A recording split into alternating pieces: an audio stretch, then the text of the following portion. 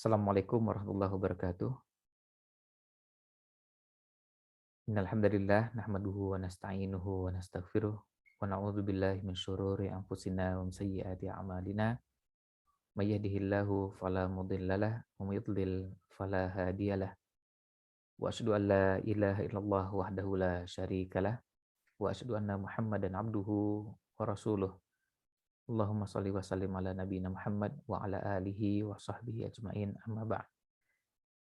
Alhamdulillah pada kesempatan di pagi ini kita dipertemukan oleh Allah SWT untuk melanjutkan kajian kita, kajian tafsir Al-Quran, yang pada kesempatan pagi ini setelah 20 tahun kajian tafsir Al-Quran ini membahas surat Al-Fatihah dan 5 juz terakhir di juz 26 sampai dengan 30, dari surat Az-Zariyat sampai dengan An-Nas. Pada kesempatan pagi ini kita mulai dari depan, mulai dari surat Al-Baqarah, dari ayat pertama, dan insya Allah kita akan bahas pada kesempatan pagi ini. Mudah-mudahan bisa kita pelajari 5 ayat pertamanya. Dan seperti biasa, sebelum kita masuk pada bahasan di tafsir surat Al-Baqarah ini, kita terlebih dahulu memberikan pengantar tentang surat Al-Baqarah. Baru kemudian kita akan masuk pada ayat-ayatnya. Dimulai dari nama surat dan kandungannya. Surat ini dinamakan dengan surat Al-Baqarah. Dan ini berkaitan dengan kisah yang terjadi pada Bani Israel. Yaitu kisah sesuai dengan namanya Al-Baqarah, artinya sapi betina. Ketika Allah perintahkan Bani Israel untuk menyembelih Baqarah, menyembelih sapi betina untuk mengungkap tabir siapa sebenarnya pembunuh salah seorang di antara mereka. Di sebelumnya ada kejadian pembunuhan, dan kemudian Allah memberikan tuntunan kalau ingin menyingkap atau mengetahui siapa pembunuhnya, maka sembelihlah sapi betina, Baqarah. Nah, kemudian setelah disembelih, lalu organ tubuh sapi tersebut dipukulkan kepada orang yang terbunuh tadi, orang yang sudah meninggal. Maka tentu dengan izin Allah Subhanahu wa taala, orang tersebut akan dihidupkan dan memberitahu pada mereka tentang siapa sebenarnya yang telah membunuhnya. Dan kisah tersebut dalam surat Al-Baqarah dimulai dari ayat 67 dan seterusnya. Dan ini kisah yang tentu menarik, membuat orang penasaran sekaligus kagum bagaimana kejadian pembunuhan Allah abadikan dalam Al-Quran, dan kemudian Allah sekaligus tunjukkan caranya kepada mereka kalau ingin menyingkap siapa sebenarnya pembunuhnya. Kalau ingin tahu siapa sebenarnya pembunuhnya, maka sembelihlah Baqarah, sembelihlah sapi betina. Organ tubuhnya diambil, satu bagian organ tubuhnya, kemudian dipukulkan ke orang yang meninggal, yang terbunuh. Nanti Allah akan hidupkan, kemudian akan menunjukkan siapa pembunuhnya. Nah, ini berkaitan dengan nama surat Al-Baqarah dan kisah yang melatar belakanginya. Jadi, dari sini kita bisa tahu bahwa surat Al-Baqarah ini kisah pada masa Bani Israel. Tapi lagi-lagi kisah dalam Al-Quran itu pasti ada hikmah, ada pelajaran. Tidak mengalir begitu saja dan tidak sia-sia. maka tidak ada yang dilewatkan. Tidak ada yang disebutkan hanya lewat begitu saja tanpa ada sesuatu yang penting. Kemudian, kalau keutamaan surat Al-Baqarah kita bisa lihat pada beberapa tempat dalam Al-Quran, dalam hadis Nabi SAW, keutamaan surat Al-Baqarah. Misalnya, sabda Nabi SAW di Sahih Muslim, ketika Rasulullah SAW bersabda, Iqra'u surat Al-Baqarah. Bacalah surat Al-Baqarah, fa inna akhdaha barakatun. Karena mengambil surat Al-Baqarah adalah keberkahan.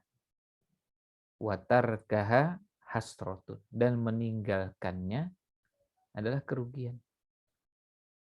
Wala yastati'uhal batolatu. Dan tidak ada yang dapat menguasai dengan baik surat Al-Baqarah dari para tukang sihir atau orang-orang yang bermalas-malasan.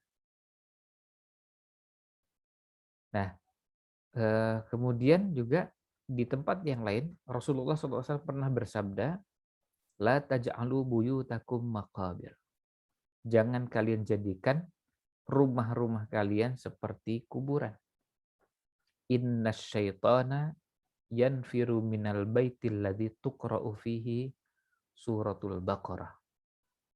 Sesungguhnya setan itu lari dari rumah yang di situ dibacakan surat Al-Baqarah. Jadi kalau ingin rumah kita ini tenang, rumah kita ini tentram, rumah kita ini jauh dari gangguan setan, baca surat Al-Baqarah. Dan masih ada beberapa hadis yang lain, termasuk kalau yang berhubungan dengan ruqyah.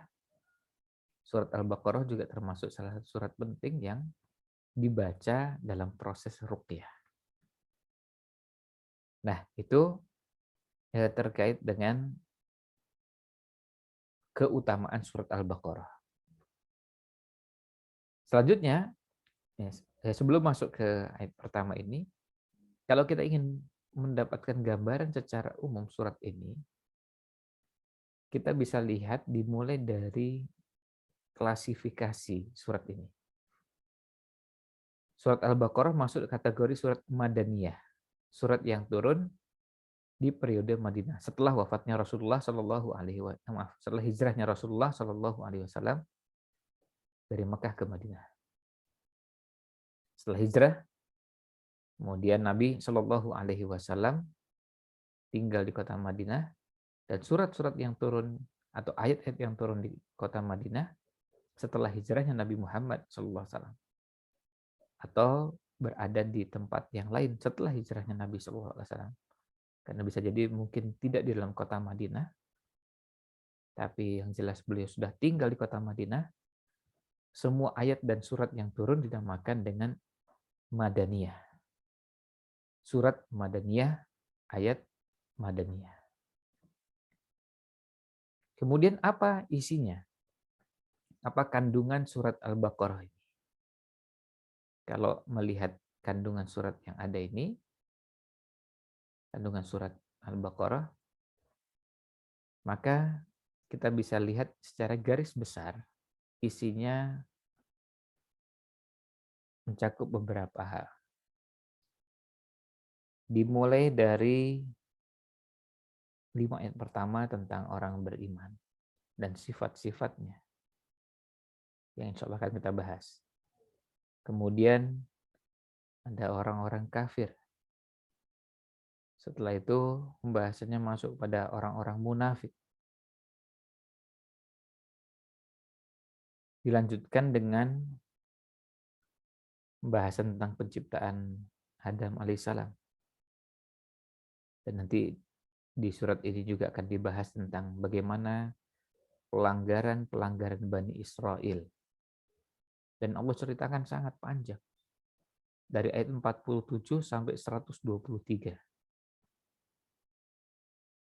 Bani Israel mengingkari nikmat Allah, tidak menghargai bagaimana Allah telah menyelamatkan mereka.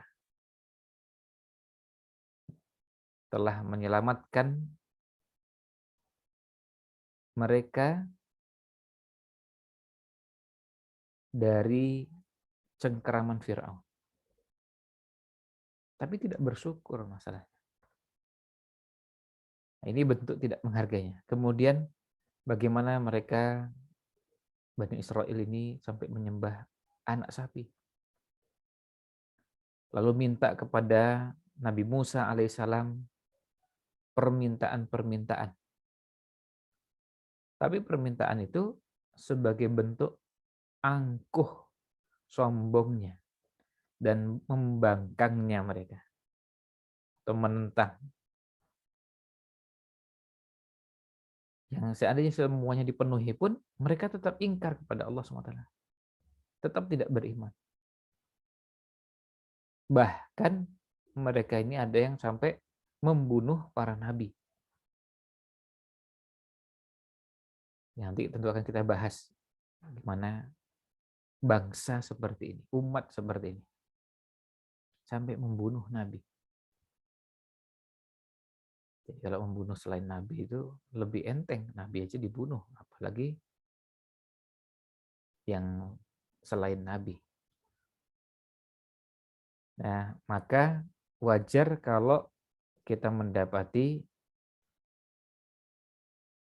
Allah SWT murka pada mereka, lalu Allah mengutuk mereka. Dan Allah menjadikan mereka sebagai kaum, sebagai bangsa yang hina dina, yang terusir dan jauh dari rahmat Allah Subhanahu wa Ta'ala. Kemudian Al-Quran di surat Al-Baqarah ini juga berbicara tentang Ahlul Kitab. Membahas tentang bagaimana Ahlul Kitab juga Ahlul Quran. Dan mengingatkan mereka prinsip yang menjadi titik kesamaan antara Nabi Musa alaihissalam dan Nabi Muhammad sallallahu alaihi wasallam. Sama-sama bernasab kepada Nabi Ibrahim, kemudian sama-sama bertauhid. Tentu juga sekaligus ajakan untuk menghormati Nabi Musa alaihissalam.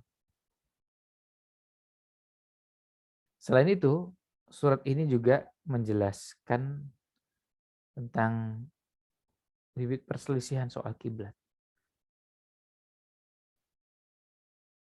Menjelaskan tentang asas yang paling utama dalam agama yaitu tauhid. Dan secara spesifik yaitu tauhid uluhiyah. Artinya ibadah itu hanya ditujukan kepada Allah SWT. Selain itu berbicara tentang bersyukur kepada Allah atas karunia yang Allah telah berikan. Dan tentu kalau mau menyebutkan bentuknya apa beragam. Salah satu diantaranya adalah bolehnya menikmati rizki yang baik-baik. Dan bolehnya mengambil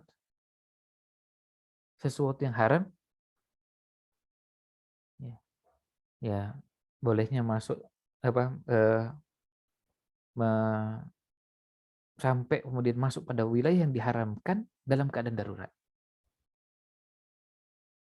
Sekaligus juga menjelaskan tentang albir. Pokok-pokok kebajikan itu apa saja. Itu di surat Al-Baqarah 177. Kemudian surat ini juga menerangkan tentang pokok-pokok syariat. Prinsip-prinsip syariat bagi orang-orang yang tentunya punya keimanan dan yakin dengan hari akhir. Dalam ruang lingkup ibadah dan muamalah ada ulasan-ulasannya. Kita lihat di sini ada bahas tentang sholat, mengeluarkan zakat. Kita tahu semua ayat puasa itu, puasa Ramadan sampai iktikafnya juga di surat ini. Surat Al-Baqarah. Kemudian bahasan haji ke Baitullah, jihad di jalan Allah. Supaya syariat itu jangan cuma dibatasi hanya sebagian, tapi juga termasuk jihad di jalan Allah SWT. Kemudian mengatur hal-hal yang berhubungan dengan peperangan. Lalu menetapkan bulan-bulan Qamariyah, yang itu dasarnya dengan peredaran bulan. Biasanya kita mengistilahkan tahun Hijriyah, tapi bulannya kita namakan bulan Qamariyah. Dan ini dijadikan sebagai standar waktu yang berlaku dalam hal-hal yang berhubungan dengan persoalan-persoalan keagamaan. Awal puasa, Idul Fitri, dan yang lainnya. Kemudian juga ada seruan untuk berinfak di jalan Allah SWT. Sebab ini merupakan sarana untuk menghindar dari kebinasaan. Sekaligus wasiat terhadap orang tua dan kerabat. Lalu menjelaskan orang-orang yang berhak diberi nafkah. Kemudian mengatur adab pergaulan dengan anak yatim. Mengatur urusan keluarga, pernikahan, penyusuan, perceraian, lalu masa iddah, lalu ila terhadap kaum perempuan. Kemudian tidak menjatuhkan hukuman atas sumpah yang dilakukan dengan laghu, tidak dengan sengaja, yang tidak dengan niat akan bersumpah. Tapi juga menjelaskan hal-hal yang diharamkan seperti misalnya sihir, pembunuhan tanpa alasan yang dibenarkan, mengingatkan tentang hukum kisos yang ayatnya berdekatan dengan ayat puasa. Kalau kutiba alaikumusiyam itu kita terima, maka kutiba alaikumul kisos juga harus diterima sebagai syariat. Artinya dua-duanya syariat dan redaksinya sama, kutiba alaikum, telah diwajibkan sekalian. Kemudian ya tentu kisos maksudnya kisos dalam kasus pembunuhan. Artinya yang membunuh juga diberikan hukuman yang setimpal dalam bentuk kisos. Kemudian mengharamkan makan harta orang lain dengan segala bentuk atau cara yang batil.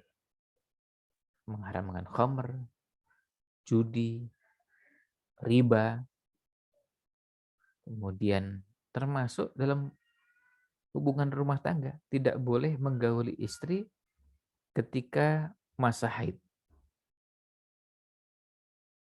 Dan tidak boleh berhubungan dengan istri lewat jalur yang tidak dibenarkan,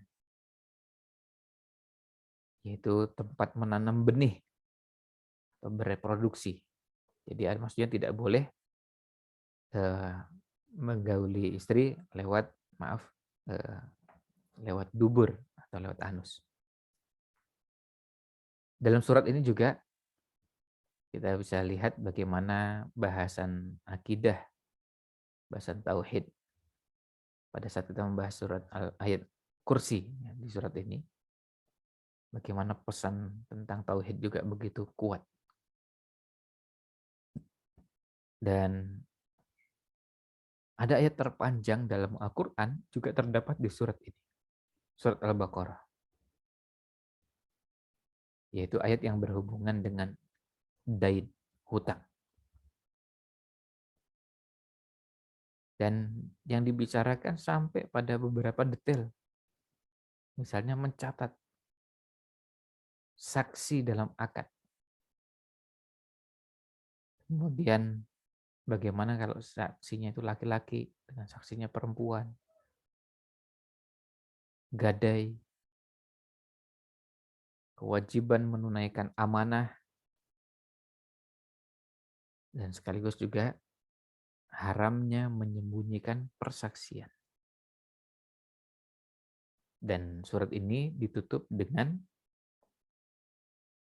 ajakan untuk bertobat kepada Allah, memanjatkan doa, permohonan kepada Allah agar diberikan kemudahan, kelonggaran, dan dijauhkan atau dihindarkan dari kesempitan, kesulitan, belenggu atau beban, dan minta agar diberikan kemenangan berhadapan dengan orang-orang kafir. Yang kalau mau diringkaskan, bahwa isi surat Al-Baqarah ini menjelaskan kepada kita manhaj atau prinsip yang lurus bagi kehidupan kaum muslimin.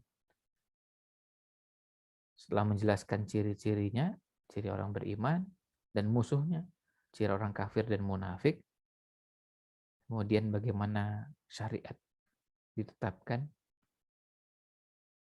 baik dalam keadaan dalam kehidupan individu maupun kehidupan masyarakat,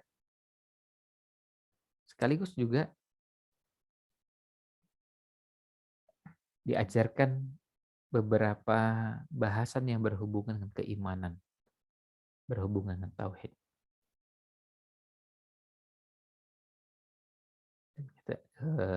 Ulasan yang berhubungan dengan keimanan, salah satu bagiannya adalah berhubungan dengan orang beriman dengan hari akhir. Wabil akhirati hum yuqinun.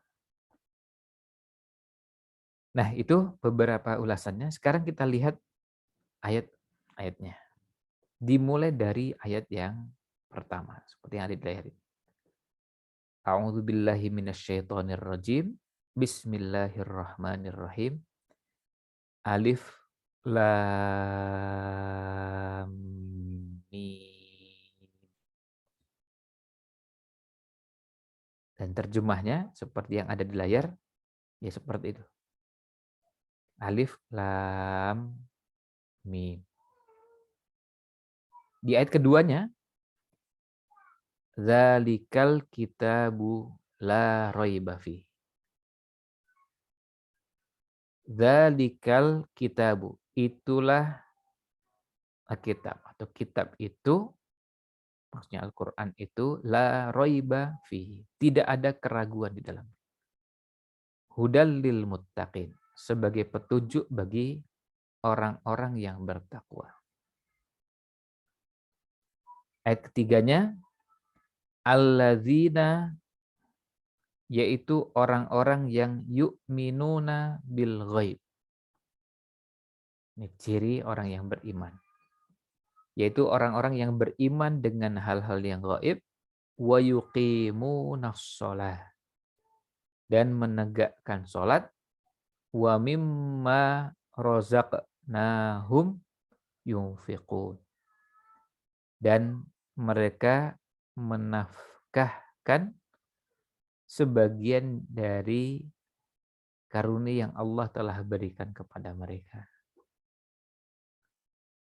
Di ayat keempat Allah berfirman, walladzina yu'minuna, dan orang-orang yang beriman, bima unzila ilaika, dengan apa yang diturunkan kepada mereka, wama unzila min qablik, dan apa yang diturunkan kepada orang sebelum mereka.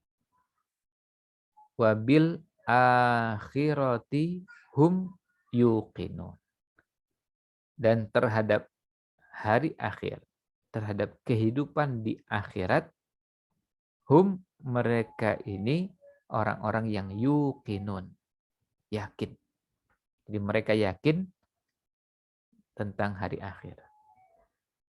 Lalu yang terakhir, ulaika, mereka itu ala hudam mir rabbihim, di atas petunjuk dari Rabb mereka. Wa ulaika, dan mereka itu humul muflihun. Mereka itulah orang-orang yang benar-benar mendapatkan keberuntungan.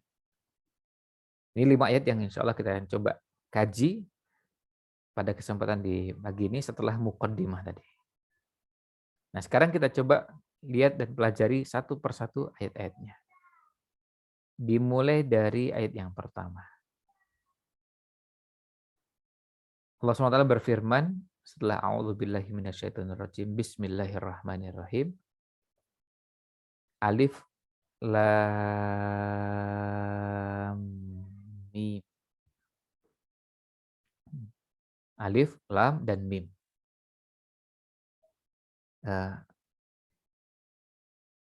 Ini salah satu surat yang diawali dengan huruf muqatta'ah, huruf yang terputus-putus. Ada yang satu huruf seperti nun, ada yang dua huruf seperti toha, yasin, ada yang tiga huruf seperti alif lam mim atau kemudian alif lam ra, ada yang empat huruf, dan sampai ada yang paling panjang dari huruf-huruf itu seperti yang terdapat dalam surat Maryam. Kaf, kemudian ha, ya, ain, dan masih ada satu huruf lagi yaitu shad. Ini huruf-huruf muqatta'ah. Alif lam mim artinya apa? Ya, alif lam mim. Hal ini menunjukkan apa? Ini banyak hikmah. Salah satu di antaranya yang paling kuat adalah bahwa ayat ini turun kepada orang-orang Arab dengan bahasa Arab yang mereka sendiri nggak mampu untuk bisa menandinginya. Tantangan kepada mereka, silahkan buat yang seperti Al-Quran. Kalau kalian memang ahli, kalian memang hebat, kalian memang punya kemampuan sastra yang sangat tinggi, silahkan. Silahkan tunjukkan, buat yang seperti Al-Quran. Cari surat yang paling pendek. Misalnya surat Al-Asr, wal Asr. Innal insana lafi khusr illal ladzina amanu wa amilus solihat wa tawasau bil haqqi wa tawasau bis sabr. Pendek sekali. Cuma 3 ayat itu pun satu ayatnya ada yang pendek sekali. Cuma wal asri. Cuma hanya huruf wawu ditambah dengan kata al-asr. Kemudian ayat kedua juga masih pendek. Dan ayat ketiganya. Kalau kalian memang hebat dan ini menggunakan bahasa yang kalian gunakan, silahkan buat yang seperti Al-Quran. Silahkan buat yang seperti Al-Quran yang sama. Nggak usah yang lebih bagus. Yang sama seperti Al-Quran. Dari berbagai sisinya tentunya. Artinya indah bahasanya, dalam isinya, kuat pesan-pesannya, dan yang lainnya. Silahkan kalau memang kalian bisa. Allah tunjukkan dengan ayat pertama surat Al-Baqarah ini bahwa kalian ternyata nggak sanggup. Ditunjukkan dengan alif lam mim, dan ternyata mereka tidak bisa membuat yang seperti Al-Quran. Dan Al-Quran itu semua hurufnya dari huruf-huruf yang mereka kenal selama ini. Tidak ada huruf yang lain. Artinya semuanya hurufnya, kan kita kenal dengan istilah huruf Arab. Tidak ada yang menggunakan huruf lain. Harusnya kalau mau ditiru bisa. Kalau memang Al-Quran ini sama seperti yang lain. Tapi ternyata kalau tidak bisa, berarti mukjizat. Memang nggak sanggup. Padahal penyair Arab itu banyak dan hebat-hebat. Kemampuan sastranya sangat tinggi. Tapi begitu berhadapan dengan Quran, ternyata nggak ada apa-apanya. Ini berarti Al-Quran mukjizat. Karena tidak berhasil disaingi. Kalau seandainya Al-Quran itu sama dengan yang lain, harusnya bisa. Bisa ditiru. Jangankan cuma surat Al-Asr. Cari surat yang panjang, misalnya surat An-Naba yang 40 ayat. Kalau seperti yang lain, karya sastra yang lain, harusnya bisa ditiru. Kalau sana bikin puisi, saya juga bisa bikin puisi. Sana bikin pantun, saya juga bisa bikin pantun. Harusnya bisa begitu. Kalau itu sama-sama bahasa Arab dan kemudian sama-sama mengandalkan kemampuan sastra. Tapi ternyata mereka nggak sanggup. Berarti harus diakui Al-Quran ini mukjizat. Karena kalah. Dan tantangan itu terbuka untuk umum. Dan kalau perlu ngerjakannya jangan sendirian. Bikin tim. Dan timnya dicari yang hebat-hebat, pakar-pakar, dan kemudian menggunakan berbagai macam perangkat dan alat-alat yang super canggih. Lalu tim itu bekerja dengan sangat sistematis dan profesional. Buat yang seperti Al-Quran. Ternyata nggak bisa juga. Ya berarti harus akui. Akui bahwa Al-Quran itu mukjizat. Akui bahwa kalian tidak sanggup membuat yang seperti Al-Quran. Nah, kemudian kita lihat tafsir ayat yang kedua. Allah SWT berfirman, "Dzalikal kitab." Dzalika dalam bahasa Arab itu kata isyarat yang digunakan untuk menunjukkan makna atau sesuatu yang jauh. Itu. Kalau hadza ini. Padahal yang dibicarakan ini Al-Quran yang ada di hadapan kita ini. Maka beberapa ulama mengatakan bahwa penggunaan dzalika itu untuk menunjukkan keagungan Al-Quran. Jadi bahasa yang digunakan bukan hadzal kitab, tapi dzalikal kitab. Untuk menunjukkan seakan-akan dia berada di tempat yang tinggi dan mulia, sehingga nunjuknya jauh. Jadi ini untuk memuliakan. Dzalikal kitab. Alkitab di sini maksudnya adalah Al-Quran. Al-Quran ini. Jadi kitab Al-Quran ini la raiba fi. Tidak ada keraguan di dalamnya. Tidak ada keraguan sedikit pun. Silakan cari dari Al-Fatihah sampai An-Nas, nggak ada keraguan sedikit pun. Kisah tentang umat terdahulu seperti yang ada di surat Al-Baqarah dan akan insya Allah kita temukan pada waktunya atau pada pembahasannya. Ternyata ulasannya benar-benar menggambarkan kondisi yang ada saat itu dan tidak ada keraguan sedikit. Kejadiannya memang benar. Bukan fiktif. Bukan cerita rekaan. Dibuat-buat. Konon katanya, nah, ceritanya juga nggak jelas. Nggak ada. Quran itu la raiba fi. Itu kalau bicara kisah. Kalau bicara tentang perintah, larangan, bicara tentang bagaimana Islam memberikan panduan, tuntunan, semuanya la raiba fi. Tidak ada keraguan sedikit pun. Ketika Al-Quran menantang siapapun yang dianggap ahli bahasa Arab, ahli sastra, ahli ini dan itu, buat yang seperti Al-Quran. Jangan buat 30 juz, terlalu banyak. Buat yang 10 surat. Kalau terlalu banyak lagi kurangi, buat 1 surat dan cari surat yang paling pendek. Jangan surat Al-Baqarah yang paling panjang. Cari surat yang paling pendek dan ketika tidak bisa, maka akui. Ini berarti betul-betul datang dari Allah SWT. Nabi Muhammad SAW tidak bisa menyusun seperti ini. Tidak bisa membuat yang seperti Al-Quran. Seindah ini Nabi SAW nggak bisa. Kemampuannya tidak memungkinkan untuk melakukan itu. Karena memang keindahannya dari berbagai sisi. Ada isinya, ada urutannya, ada dari sisi bahasa, pilihan kata yang digunakan. Kenapa di sini menggunakan kata kerja, di sana menggunakan kata benda, di sini kenapa didahulukan, di sana dikebelakangkan. Ada hal-hal yang kalau digali seperti tidak ada habis-habisnya. Dan isinya luar biasa. Dan sampai sekarang, kitab tafsir itu kan dari dulu sudah ada.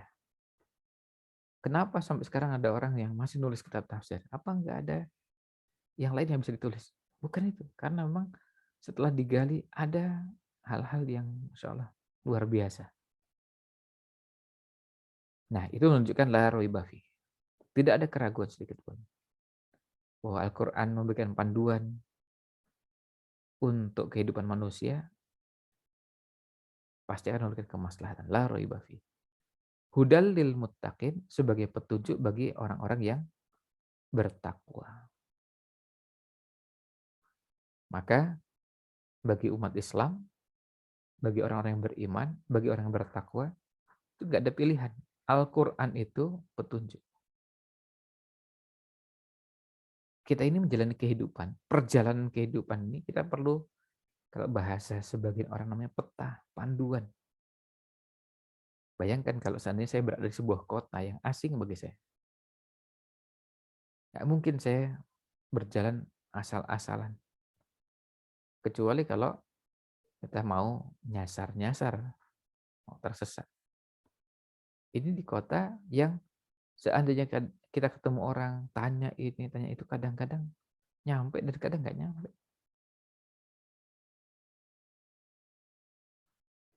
Hari Sabtu pekan lalu, ada 2 pesepeda dari Gorontalo yang melakukan perjalanan menuju Mekah dan mampir ke rumah. Dan ketika saya ngobrol, sebenarnya gimana perjalanannya selama ini dijalani, lalu nyampaikan alhamdulillah selama ini banyak terbantu dengan kehadiran alat yang menjadi peta perjalanan kami. Karena masuk ke kota-kota yang betul-betul baru. Dan bisa dikatakan sangat tergantung pada dukungan alat-alat seperti itu. Karena kalau enggak nyasar. Dan betul-betul buta. Enggak tahu. Nah kita ini di kehidupan dunia kira-kira seperti itu. Kita mau melakukan apa? Gitu. Mau jalan kemana? Nah Al-Quran sebagai hudan, sebagai petunjuk. Maka yang tadinya gelap jadi terang. Yang tadinya enggak jelas jadi jelas. Yang tadinya samar menjadi terang benderang. Akhirnya kemudian orang punya pedoman. Makanya orang yang menjadikan Quran sebagai petunjuk akan menemukan ketenangan. Karena apa? Jalannya itu jelas. Persis seperti kalau sekarang misalnya kita melakukan perjalanan dari satu kota ke kota yang lain dan perjalanannya sangat jauh. Tapi kita tahu jalan ini lurus, dari perempatan kedua belok kanan, kemudian setelah itu belok kiri, dan ketika orang tahu jalannya, dia tenang. Meskipun kendaraan yang lain ada yang melaju lebih duluan, tenang karena memang dia tahu rutenya tuh mau kemana, terus lewat jalan mana, nanti akan sampai di mana. Dan sebaiknya jangan menggunakan jalan ini karena sekarang jalannya sedang rusak. Nah, sampai kondisi seperti itu tahu, itu menggambarkan bahwa yang bersangkutan punya pedoman dan tahu bagaimana menjalani kehidupannya. Nah, ini bagian dari proses perjalanan. Maka ketika kita mencoba untuk menjalani kehidupan di dunia ini, punya pedoman, punya petunjuk, punya panduan, kita akan merasakan ketenangan dan kebahagiaan. Kita kalau ketemu hal-hal yang kecil saja, terus kita punya pedoman dan panduannya, kita tahu, kita ngerti, kita akan merasa enak. Demikian pula dalam kehidupan. Kita merasakan susahnya luar biasa. Ketika dalam kehidupan ini, banyak hal yang kita kerjakan, tapi kita nggak tahu mau apa ini. Bagaimana caranya. Kita kan kesulitan. Repotnya luar biasa. Dan kadang-kadang kita capek, ya, pikiran capek hati ini, karena nggak tahu ini mau kemana, mau apa. Sekarang kalau kita punya HP, lalu kita menggunakan aplikasi, dan kita nggak paham, nggak ngerti cara menggunakan aplikasi itu, kita susah. Dulu ketika kita pertama kali menggunakan Zoom, mungkin sebagian menggunakan Zoom mulai tahun lalu, karena Zoom ini kan sebetulnya ada sejak sebelum pandemi, cuma populer belakangan. Nah, ketika Zoom ini muncul dalam kehidupan kita, kan di awal-awal kita merasakan repot karena kesulitan menggunakan menu-menunya. Ini kenapa kok masuk itu harus pakai ada admit dulu. Terus mulai ada istilah host, ada co-host, kemudian ada recording, ada polling, ada ini, ada itu. Baru tahu belakangan. Setelah belajar, oh alhamdulillah begini. Jadi setelah tahu dan kita ngerti bagaimana cara menggunakannya, kita merasa enak. Menggunakan itu dengan enteng dan buka sana, buka sini, tinggal klik ini, klik itu. Karena apa? Karena tahu. Nah, kehidupan juga begitu. Kalau kehidupan kita ada petunjuknya, dan kita tahu kalau menghadapi kondisi seperti ini bagaimana. Kondisi di akhir zaman seperti ini ketika ada banyak ruwaibidah, orang-orang yang sebenarnya nggak ngerti, tapi berbicara untuk urusan orang banyak. Kemudian ketemu dengan kejadian-kejadian, kasus-kasus yang ketika Al-Quran mengenalkan itu, akhirnya kemudian kita jadi punya pedoman. Oh iya, kita kok kaget ada orang berlabel Islam, entah itu namanya atau latar belakangnya, tapi kok musuhi Islam, menjelek-jelekan Islam. Terus ketika kita buka Al-Quran, oh iya, oh ada orang namanya munafik.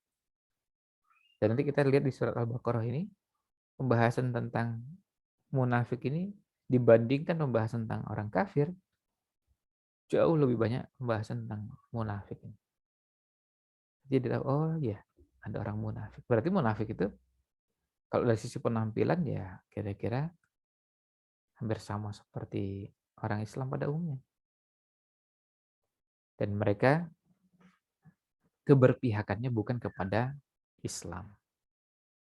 Kemudian cirinya orang-orang bertakwa, cirinya orang-orang beriman itu alladzina yu'minuna bil ghaib. Itu orang-orang yang beriman dengan yang gaib. Yang gaib itu macam-macam. Allah itu gaib. Malaikat itu gaib. Kisah-kisah atau kehidupan orang-orang sebelum kita yang Allah kisahkan dalam Al-Quran. Kisah para nabi, rasul. Itu bagi kita gaib. Karena kita tidak hidup di zamannya. Atau dengan istilah yang lain, gaib itu ada dua. Gaib hakiki dan gaib nisbi. Gaib hakiki itu gaib yang betul-betul gaib. Jadi dengan cara apapun nggak bisa. Kita nggak bisa mengetahuinya. Contohnya misalnya, bagaimana kita mengetahui dan mengenali Allah SWT wujudnya, bentuknya. Sekarang nggak bisa. Mau pakai cara apapun, alat secanggih apapun nggak bisa. Karena memang ini gaib dan gaib hakiki. Beda dengan nanti kalau pada hari kiamat, setelah orang-orang beriman masuk surga, diberi kesempatan melihat Allah Subhanahu wa taala. Nah, sudah nggak gaib lagi. Pada saat bisa melihat bagaimana Allah SWT tidak lagi gaib. Tapi di dunia ini sekarang gaib. Jadi kita tidak bisa melihat. Tapi gaib itu bukan berarti tidak ada. Ya. Gaib itu kan karena kita nggak bisa lihat. Baru kita mengatakan gaib. Malaikat kita katakan gaib karena kita nggak bisa lihat. Jin kita katakan gaib karena kita nggak bisa lihat. Dan ada gaib itu yang nisbi. Nisbi itu artinya relatif. Gaib bagi sebagian, tidak gaib bagi yang lain. Contohnya misalnya sekarang kita berada di ruangan kita saat ini. Kita nggak tahu yang dilakukan oleh yang lain. Di tempat yang lain yang berbeda, yang berjauhan. Nah itu yang gaib. Jadi semua yang gaib. Dan semua itu apa saja termasuk hal-hal yang berhubungan dengan masa depan. Itu semuanya gaib. Allah ceritakan bahwa nanti ketika orang setelah diwafatkan, kemudian Allah bangkitkan dari kubur mereka, terus dikumpulkan yang kita kenal dengan padang mahsyar. Setelah itu ada pembagian catatan amal, kemudian terus sampai masuk neraka atau masuk surga. Itu semua gaib. Kita beriman. Kenapa? Karena kita mendapatkan informasi dari sumber yang valid dan sangat dipercaya. Jadi kita tidak meragukan. Sekarang kita dapat cerita dari orang yang bukan sangat dipercaya, tapi bisa dipercaya. Ketika cerita sesuatu kita aja percaya. Apalagi dari sumber yang lebih dari itu.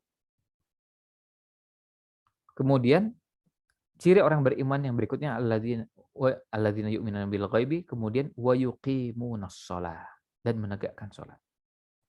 Bukan cuma sekedar asal mengerjakan, tapi bagaimana salat itu dikerjakan dengan sebaik mungkin, sesempurna mungkin, sehingga itu makna dari menegakkan salat itu kita dapatkan. Bukan cuma sekedar asal yang penting menggerakkan organ tubuh. Apalagi dengan kecepatan luar biasa.